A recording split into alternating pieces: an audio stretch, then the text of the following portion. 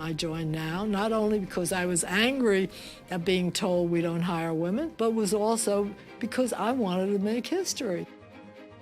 After thousands of years, when women were subservient to men and it was taken for granted, we really changed the world.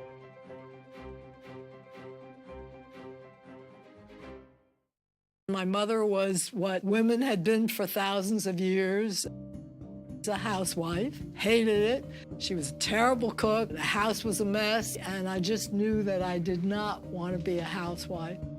When I went to Barnard, the vocational aid department told us to become secretaries.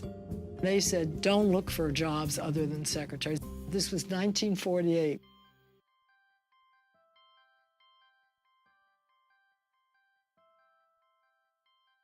Carl Bayer was the world's largest public relations agency at that time. When I had my interview, the executive vice president said, we don't hire women. Much later, when I became executive vice president, I was told, well, Muriel, you know, we love you, you're wonderful, but women cannot relate to CEOs of corporations, so that's as far as you're going to go.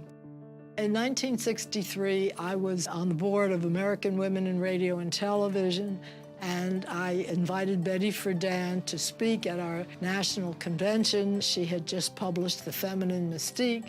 Some of the women were rather horrified because she used words like orgasm and was not a docile kind of person, but I wanted to give her a standing ovation. I talked to her about the need for what she called an NAACP for women. And in 1966, when they were starting up this new organization called NOW, National Organization for Women, I was on Betty Friedan's Rolodex, and I got one of her carbon letters inviting me to join. The founding conference of NOW was in the basement of the Washington Post building. I did the publicity. When I wrote the press release, I said more than 300 women and men founded NOW, which was true because we had about 300 around the country. But I was sort of implying that maybe we were in that room, but there were 30 or 35 of us who started NOW. Our goal was full equality for women in truly equal partnership with men. That was our slogan. The story that I wrote about the founding of NOW ended up on the front page of most of the leading newspapers in the country. And they knew that this was the beginning of a revolution. On the other hand, the columnists poked fun. There were cartoons. They certainly tried to put us down.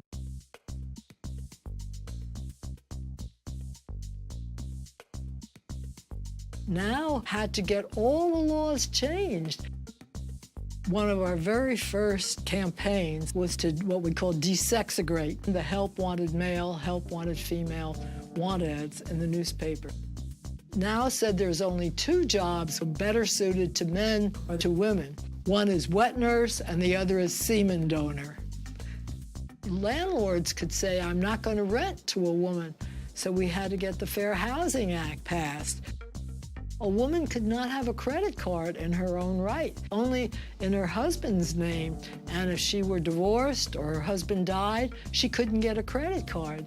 We had to get the Equal Credit Act passed in the 1970s.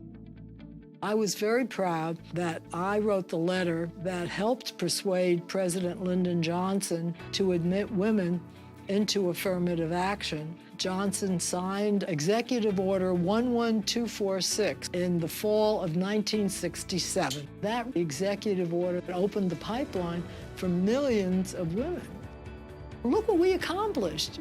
For every victory we had, we were really helping our country and our society tap the talents and the energies of all these women who had been denied an opportunity to use their talents in the past. It's not all over. Just think how much there still is to be done. You can do it too.